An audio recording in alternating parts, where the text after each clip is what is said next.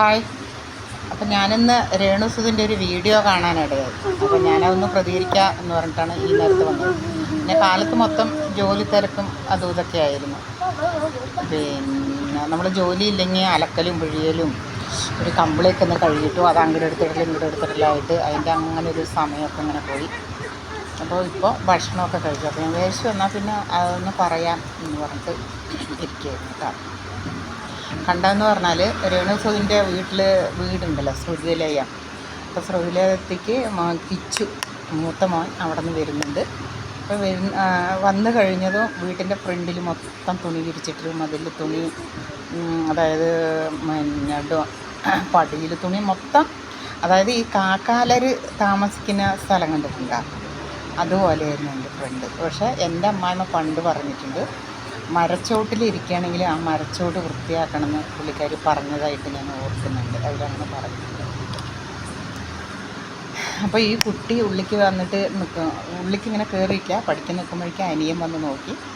അപ്പോൾ അനിയനെ കിച്ചു വിളിക്കുന്നുണ്ട്, മോനെ ഇങ്ങോട്ട് വാടാന്ന് പറഞ്ഞിട്ട്. അപ്പോൾ ആ കുട്ടി അങ്ങനെ ചേട്ടാ പറഞ്ഞിട്ട് വന്നു. അങ്ങനെ ചേട്ടാ വാന്ന് പറഞ്ഞിട്ട് അങ്ങനെ ഉള്ളിക്ക് കൂട്ടിയിട്ട് പോയി. അപ്പോൾ ആ കുട്ടി ഓരോരോ മുക്കും മൂലയൊക്കെ കാണിച്ചു കൊടുക്കുക കേട്ടോ.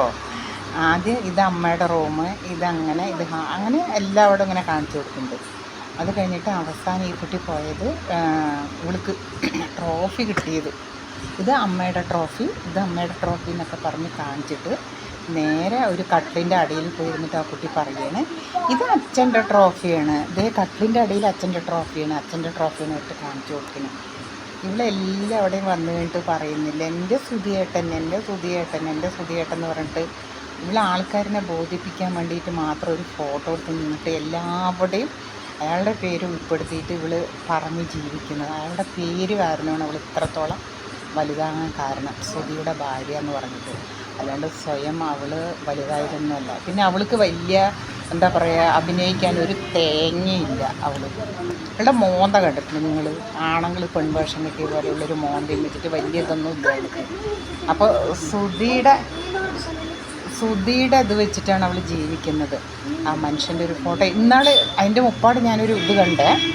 പിന്നെ അതുമാതിരി ഇവളിങ്ങനെ പിണങ്ങിയിരിക്കുന്നു പറഞ്ഞാൽ ഉടനെ ചാനൽ പോയിട്ട് എന്താണ് രേണുസുതി ഇങ്ങനെ ടെൻഷൻ, ഏതാണ് പറഞ്ഞിട്ട് ഓരോ ചാനലുകാരും ഓരോ പെണ്ണുങ്ങളുടെ അടുത്തേക്കും ഇങ്ങനെ പോയിട്ടൊക്കെ കാണിക്കാറ്. ഞാനൊരു വീഡിയോ കണ്ടത്, ഇവളൊരു പഴയൊരു ബാഗ് എടുത്തിട്ട് വന്നിട്ട് ഇതിൽ മൊത്തം എൻ്റെ സുധിയേട്ടൻ കൊണ്ടുപോയിട്ട് അതിൽ ബ്ലഡ് ആയതാണ്. അപ്പോൾ അത് ചോദിക്കുന്നുണ്ട് ആരാ, അപ്പോൾ അത് കഴുകിക്കൂടെ, അയ്യോ എനിക്ക് സുധിയേട്ടൻ്റെ ബ്ലഡ് മണം ഭയങ്കര ഇഷ്ടമാണ് അത് പറഞ്ഞിട്ട്.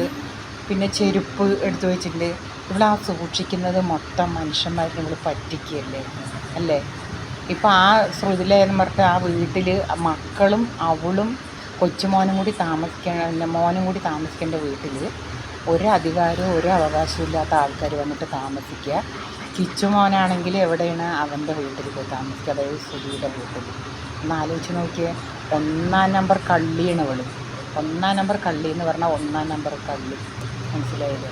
മക്കളുടെ വേണ്ടിയിട്ടൊക്കെ ഇവൾ സമ്പാദിക്കണമെന്നൊക്കെ പറയുന്നുണ്ട്.